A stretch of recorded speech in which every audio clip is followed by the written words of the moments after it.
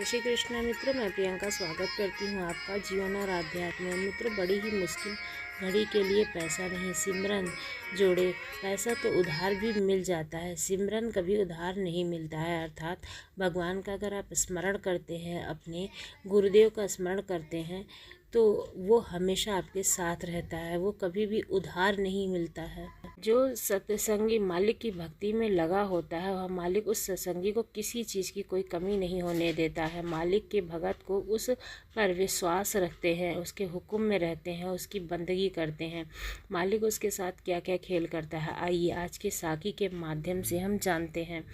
सात संगत जी एक बार परिवार में 4 भाई रहते थे। उनके माता पिता बूढ़े हो चुके थे। शादीशुदा तो चारों ही थे, लेकिन 3 छोटे भाई दिन रात कारोबार करने लगते। लेकिन बड़ा भाई बहुत ऐश-परस्त था, वह कारोबार नहीं करता था और खर्च भी दूसरों से ज़्यादा करता था। इसलिए तीनों छोटे भाई अत्यंत दुखी रहते थे। सोचते थे कि इनको चौथा हिस्सा बांटकर अलग कर देते हैं। आप ही अपनी ज़रूरत के लिए काम करेंगे, और अगर काम नहीं करेंगे तो भूखे मरेंगे, और जब भूखा मरेगा तो आपने आप ही अपने लिए काम करने लगेगा।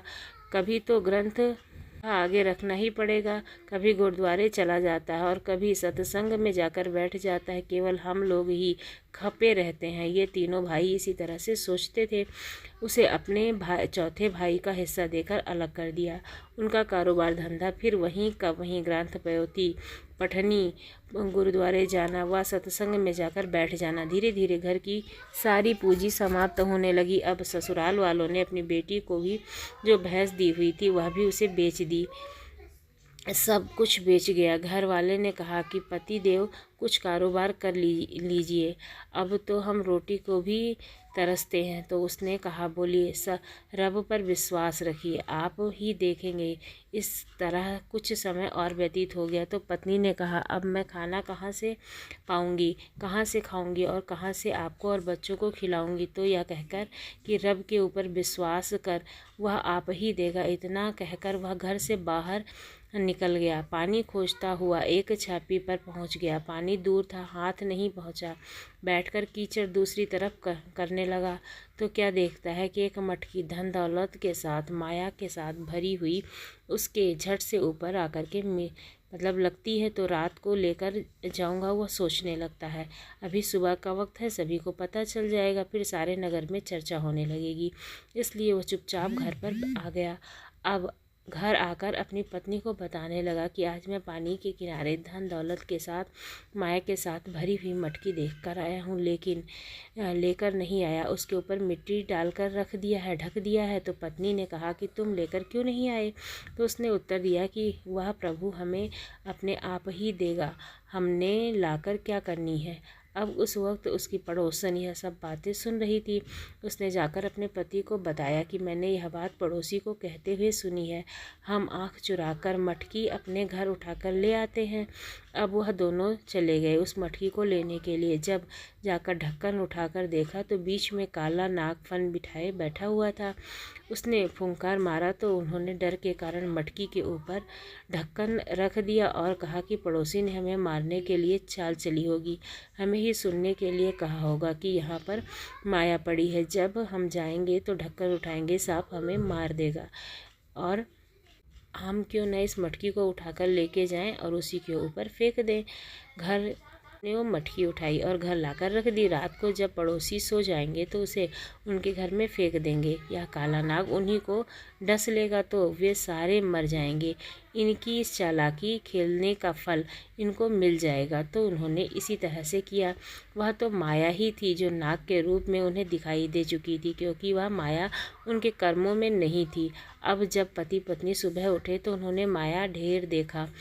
सुखियों का सूरज चढ़ाया और सारे गम चिंताएं अंधेरे दूर हो गए। छप्पर की जगह वहाँ पर सुंदर मकान बन गया। और साथ संगत जी, यह है प्रभु के ऊपर भरोसा रखने का शुभ फल जो उन्हें प्राप्त हो गया। तो प्यारी साथ संगत जी, जो प्रभु भक्ति में लीन रहता है उसे किसी भी चीज़ का घाटा नहीं होता है। इस जीवन में प्रभु सिमरन ही सार वस्तु है। सिमरन करो, जो सच्चा आनंद मानो तो सतगुरु से प्राप्त होता है। जो वक्त ज़िंदगी का प्रभु सिमरन में खाली निकल गया वह किसी लेखे में नहीं आता है, वह व्यर्थ हो गया। पता नहीं कब बुलावा आ जाए। ज़िंदगी तो कुछ पता नहीं है, भरोसा ही नहीं है, मुसाफिर हैं हम।